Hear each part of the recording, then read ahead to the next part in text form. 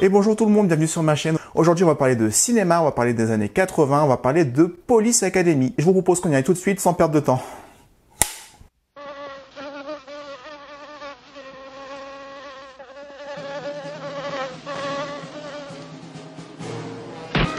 Honey, don't worry. Measures were taken. Other thing. Self-defense. I need a volunteer. That's me. I love it. Police Academy. Where did you get this gun? My mom gave it to me. Mister, I am warning you, Hightower! They're lean. Now look, I'm serious. And they're dangerous. You're ready now, mister. This year, Get my kitty cat out of the tree. No problem, ma'am. Police Academy.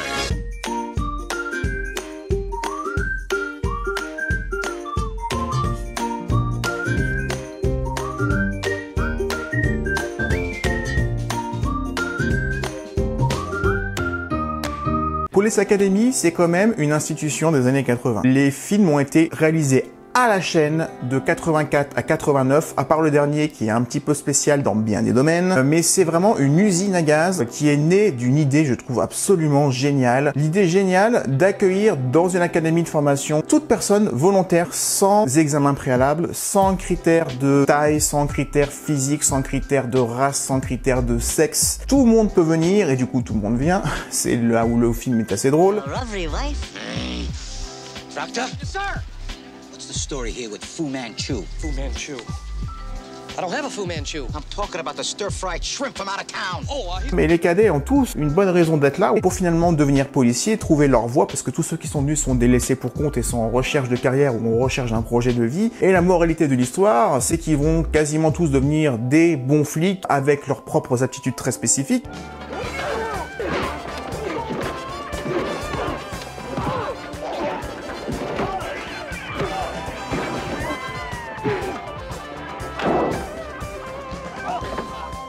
Idée géniale que tu peux utiliser sur plein de films. T'as une académie qui recrute, tu peux faire venir des caractères différents, des personnes différentes que tu peux voir nulle part ailleurs. Tu peux même saupoudrer et y aller très fort parce que tu peux mettre des caractères très excentriques. En tout cas, le projet, il est génial, il est très viable. Et le premier film Police Academy est un film culte. Mais entre ce film culte de 1984 à Police Academy Mission to Moscou en 94, il y a un énorme gouffre, il y a eu un énorme cassage de gueule que je vais tenter de vous expliquer parce que c'est très facilement explicable. Et je vous propose de développer ça tout de suite. Allons, pressons.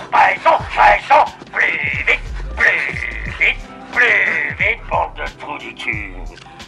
Les années 80 aux États-Unis, c'était vraiment pour moi l'âge d'or de la comédie américaine. Avec les Y a-t-il un pilote dans l'avion? Donc Y a-t-il un pilote dans l'avion 1980, les Police Academy de 84 à 89, les Y a-t-il un flic à partir de 88, Y a-t-il un flic pour sauver la reine, le président, Hollywood, etc. Tu as quand même une décennie de comédie vraiment bien burlesque. Alors ça prend ou ça prend pas pour tous les publics, mais majoritairement c'est des gags visuels.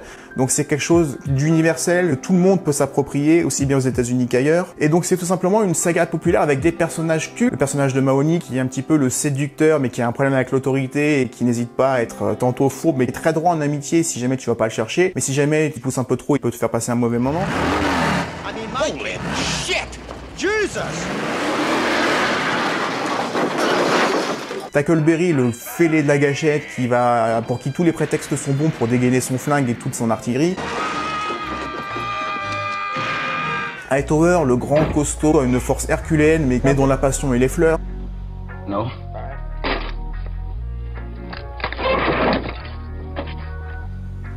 Le personnage de Jones, qui est un spécialiste des bruitages et des changements de voix, ça va le sortir de pas mal de situations. Le personnage de Harris, le capitaine missionné par ses supérieurs pour encourager les cadets à partir et qui va du coup leur mener une vie dure, mais comme il a une raison de le faire, comme c'est son boulot, tu le prends pas en grippe, toujours cet équilibre fragile entre la sincérité de quelqu'un, même si tu n'aimes pas ce qu'il fait, tu le comprends et du coup tu l'acceptes. Et je pense que le premier Police Academy avait parfaitement compris ça et les autres vont beaucoup moins le comprendre, mais on en parlera en temps voulu. Tous ces personnages hauts en couleur sont complémentaires les uns des autres et ça contribue à un cocktail très bien équilibré, très bien timé, très bien maîtrisé, très bien interprété, très bien écrit. Police Academy 1, c'est juste un film culte tout simplement, qui est peut-être vieilli aujourd'hui, qui est peut-être un peu oublié en 2020 parce qu'on en a pas reparlé depuis très longtemps, mais ça reste un film qu'il faut regarder absolument. Mais j'en dirai pas autant des autres. This year, they're in charge. Police Academy 2, their first assignment. Ceci dit, Police Academy 2, fort logiquement, va proposer, une fois que nos cadets sont diplômés, de leur montrer quelle va être leur première mission. Ils vont être missionnés pour aller dans un autre district, dirigé par le frère du commandant Lassard qui les a formés, et qui a des sérieuses difficultés avec une bande de loupards qui terrorisent son quartier et tous les habitants, qui vont être chargés de les mettre sous les verrous parce que personne n'y arrive jusque-là. Le lieutenant Moser, qui va remplacer un peu le commandant Harris du premier film, a envie de prendre la place du capitaine Lassard et donc va faire en sorte que leur mission capote parce que si jamais, au bout d'un mois, Lassard n'arrive pas à nettoyer le quartier, c'est lui qui passe en premier. Donc c'est tout son intérêt d'empêcher nos héros de réussir. D'où, encore une fois, un antagoniste réussi qui va être sujet à pas mal de blagues de la part de nos personnages, mais en tout cas c'est de bonne guerre parce que chacun a leurs objectifs que tu peux comprendre même si tu prends le parti de l'un et pas de l'autre. Comprendre les personnages et la sincérité de leurs intentions, c'est primordial dans la comédie. C'est une bonne suite, c'est pas aussi original que le premier, mais tu peux creuser les personnages, notamment avec Tackleberry, qui est très touchant quand il rencontre sa femme et sa belle famille dont le père et le fils passent leur temps à se taper dessus, à faire de la boxe. Ça amène des scènes dans le 2, dans le 3, dans le 4 qui se répètent à chaque fois qu'il y a une réunion familiale. Il y en a deux qui, les deux se cognent.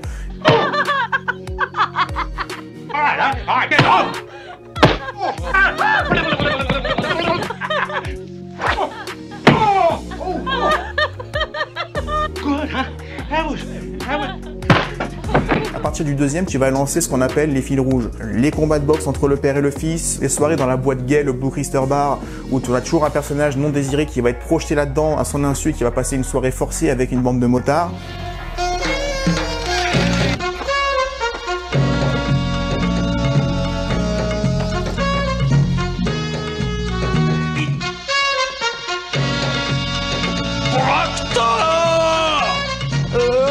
Ça se fait pas d'enlever le partenaire de quelqu'un.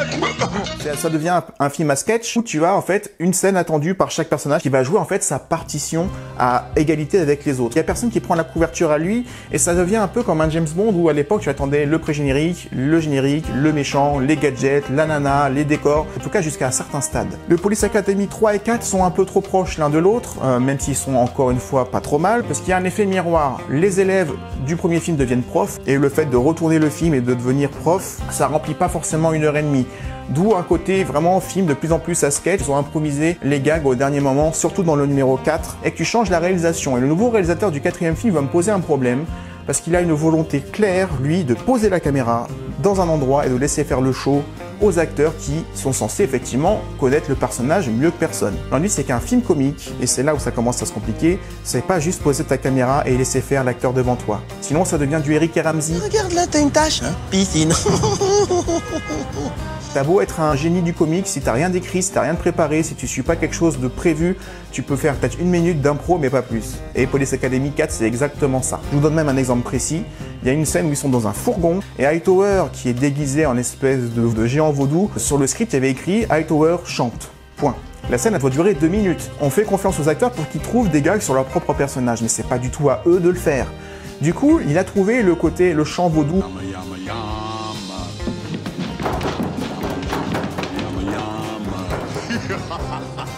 Et donc le réalisateur le dit lui-même, il a dit quand j'ai des tels acteurs, de tels personnages, souvent je me mettais derrière la caméra et je laissais faire. Et bah ça montre complètement pourquoi le film numéro 4, même s'il reste encore regardable comparé aux ceux qui va suivre, a nettement baissé en rythme, en qualité, en justesse. En justesse et en sincérité, c'est très important ce que je veux dire pour les films qui vont suivre. Police Academy 5. Leave the swimming area now, mister. It's the best in fun and guns under the sun. Et au bout de 4 films, Steve Guttenberg, qui joue le personnage de Mahoney, qui est quand même le personnage qui se détache le plus parce que c'est le premier qu'on voit, c'est le personnage qu'on suit un peu plus, même si encore une fois tout le monde a son rôle et son mot à dire, quitte la série, et il va être remplacé numériquement dans le 5e par un autre rôle. C'est une des nombreuses raisons qui expliquent que le 5e, le 6e et le 7e film sont des films très en dessous des 4 premiers. Déjà, Police Academy 5 va nous proposer de suivre une partie de notre équipe à Miami en vacances. Le motif, ça va être de les emmener en vacances, de les voir à la plage, de les voir jouer au volley, de les voir boire des cocktails, de les voir faire du limbo, de les voir faire du ski nautique. Mais encore une fois, tu remplis pas un film comme ça juste parce qu'ils sont en vacances. Toutes les comédies qui dérivent sur des vacances, c'est rarement bon signe. Les Sodo en vacances, le Petit Nicolas en vacances, du Cobu en vacances, tous les films où tu arrives au bout d'un moment à montrer des vacances de personnages, c'est que t'as plus grand chose d'autre à montrer. Le film est un échec pour 2 raisons. Problème de timing de gag, encore une fois, toujours le même scénario où on va trouver un gag sur place. Tu dis ouais, bah c'est bien, il s'est amusé. Ou non. Je pense à la scène à l'aéroport où le commandant Lassard a son sac de golf, il perd toutes ses balles et tout le monde, comme par hasard, se prend les pieds dedans et tout le monde tombe derrière lui. Si t'as plus de 5 ans, c'est un peu compliqué de rigoler de ça. Et quand le public voit que tu veux le faire rire, et c'est mon deuxième point sur ce film, le public se méfie. Le public se dit, on veut me faire rire. Donc si tu retires un personnage principal et que tu fais des gags poussifs ou pas écrits ou improvisés, ça donne ça. Et surtout, ce qui m'a le plus fâché dans le 5 et dans le 6e dont je vais parler après, c'est que le commandant Harris, comme le lieutenant Mauser avant, avait toujours en fait des raisons de mettre des bâtons dans les roues à nos personnages. En fait, ils avaient toujours un bon motif pour être des antagonistes et non pas des personnages amis. Dans le 2e, Mauser veut prendre la place de Lassard, donc il veut empêcher les cadets de réussir. Dans le 3e, il y a un concours entre les 2 académies, il n'y en a qu'une seule qui peut rester ouverte, donc il va y avoir une espèce de concours entre les meilleurs recrues des 2 écoles. Donc tu comprends pourquoi l'un veut défendre son école et l'autre aussi. Dans le 4e, le film essaie de raconter comment on va former des civils à se défendre et à collaborer avec la police. Et Harris n'est pas d'accord avec le fait de travailler avec les citoyens, donc il va essayer d'en faire le moins possible pour que ça marche. Tu comprends les personnages et leurs intentions. À partir du 5e et surtout dans le 6e, Harris n'a plus de projet de son côté, il est avec l'équipe, même si l'équipe ne l'apprécie pas forcément, mais ils vont continuer à se balancer des vannes et à se faire des blagues, enfin que dans un sens en tout cas. Et en fait, mes héros policiers vont devenir des blagueurs à rigoler tout le temps comme des baleines, à faire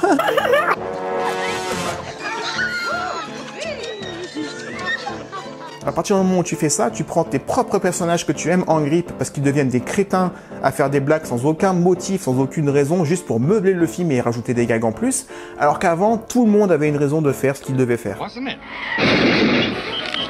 Academy 6, City Under Siege. C'est surtout là, dans le 6e film, qu'il va réussir à faire pire tout en revenant à un sujet sérieux parce qu'on va les faire revenir en ville avec une nouvelle enquête. On va revenir un peu aux fondamentaux après s'être écarté sur la plage dans un film très creux qu'il fallait meubler parfois par des scènes assez drôles, mais il y en a peut-être 2 ou 3 sur 1h30, c'est pas énorme. Dans le 6e, il n'y en a plus aucune parce que tout est raté. Et tout est raté pour une très simple raison, c'est le réalisateur. Le réalisateur Peter Bonerz, qui va arriver sur ce film-là, va absolument s'approprier le film à lui et y mettre que des anecdotes de sa vie et des films qu'il a aimés. Il va faire un film très personnel, c'est peut-être même un film d'auteur, Police Academy 6. Il va mettre des ses films préférés, des films de Hitchcock, la 5e colonne il me semble, des films de Jacques Tati. Donc c'est bien, il s'amuse avec ses références à lui, mais lui s'amuse, mais alors nous, pas du tout. Les gags tombent à plat à 100% du temps, allez 95% du temps, parce que, encore une fois, plus rien n'est écrit, mais surtout que le réalisateur s'est tout approprié, et il va mettre son univers dans le film, mais en oubliant qu'il est dans un Police Academy, et qu'il suffit pas de faire des gros plans sur des visages qui rigolent. Unidentified fingerprints have been found at each of the crime scenes. But running them through our records has also drawn us a blank. Now, in the... Je pense à la scène du billet de banque. Ils découvrent qu'il y a une liasse qui a été piégée et ils veulent faire en sorte que Harris amène la liasse de billets à l'extérieur de la banque parce que si la liasse sort de la banque, la liasse explose. Donc ils voient un potentiel de blague. Commissioner.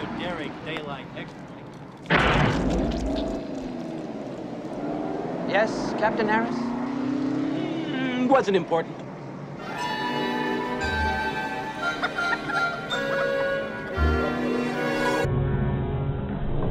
Non, Police Academy, ça n'a jamais été ça. Et d'ailleurs, quand tu regardes les jaquettes des DVD et les résumés qu'il y a écrit derrière, tu te rends compte que même ceux qui ont écrit les résumés des films derrière, ils ont probablement pas vu les films, ils ont absolument pas compris l'essence même des premiers films. Je vous donne un exemple. J'en prends 2 au hasard.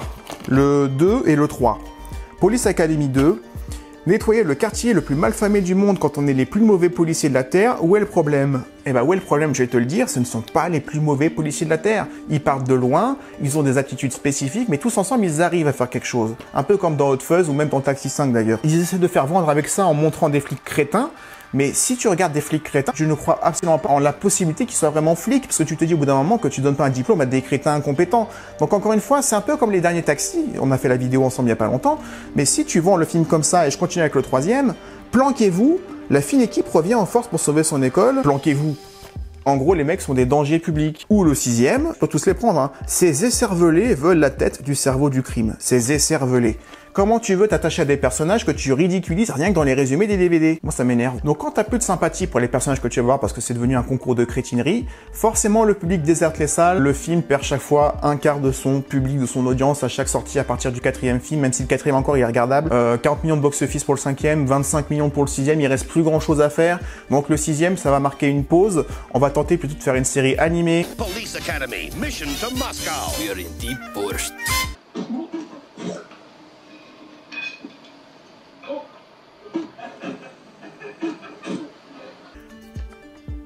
Et ça dure longtemps, hein. Mais j'ai pas compris. Il y a un moment où le personnage de Tackleberry qui va descendre les gradins, il y en a un qui va lui faire un croche-pied. Ah.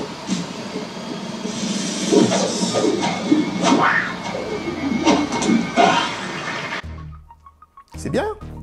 On a fait une cascade. Du coup, je rigole.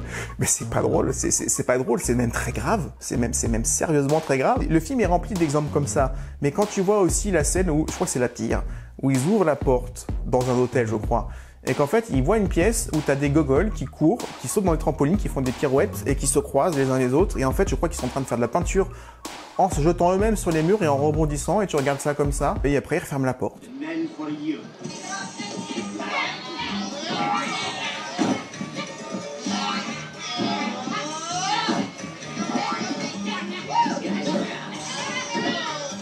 Le film, c'est 1h30 comme ça. Et j'ose pas imaginer ceux qui étaient au cinéma à l'époque, qui ont dû voir ça. Et il n'y a pas eu beaucoup de monde, parce que je vais vous le dire, le film, je sais pas si c'est une erreur, mais j'ai vérifié sur plusieurs sources et elles sont fiables, le film a fait 126 000 $ de recettes. 126 000 $. On parle de milliers de dollars, pas de millions, comme n'importe quel film, même raté, peut faire. 126 000 $. J'hallucine, je me demande s'il n'y a pas une erreur quelque part. Ils se sont tous plantés, il manque un zéro, c'est pas possible. Mais j'ai l'impression que même le film Le Baltringue de la Gaffe avait peut-être fait plus, ou au moins l'équivalent, quoi. 126 000 $. Soit le film est resté que 2 jours, soit personne n'y est allé parce qu'on le sentait absolument pas. Je me demande si c'est pas le four numéro 1 du cinéma mondial, quoi. Un Police Academy qui était quand même une référence du cinéma comique, qui finit plus bas que terre, mais clairement quel gros gâchis qu'on a sûrement usé jusqu'à la corde, parce qu'il fallait en faire tous les ans, et je sais pas pourquoi il fallait en faire tous les ans, peut-être que si on les avait un peu plus espacés tous les 2-3 ans, on aurait eu d'autres idées et ça aurait fait un peu moins de redit. La saga va tenter de se relancer en passant à la télévision, pendant une saison d'une série complètement débile, avec de nouveaux personnages, mais il n'y a qu'à regarder le générique de cette série télé que je n'ai absolument pas vu pour comprendre que c'est complètement débile et qu'ils ont toujours pas compris d'où venait l'erreur et la chute dans les films.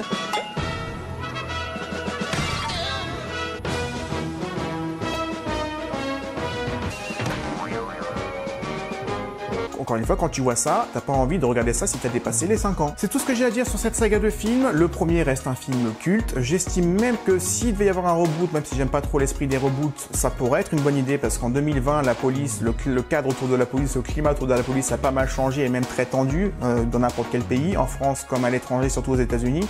Donc on va faire un film qui dédramatise un petit peu ça, qui ouvre les portes à des candidats qui viennent un peu de tous horizons, ça ferait du bien et on pourrait peut-être moderniser cette franchise qui a encore une fois un potentiel énorme et illimité si on ne l'use pas jusqu'à la corde et qu'on n'oublie pas l'essence même d'une comédie. Timing, rythme, sincérité. Sincérité, retenez bien ça parce que dans toute comédie, il faut de la sincérité, sinon ça ne marche pas. Prenez soin de vous, on se retrouve bientôt pour une prochaine vidéo. On se retrouve très bientôt. Ciao. Citizens on patrol. Citizens on patrol.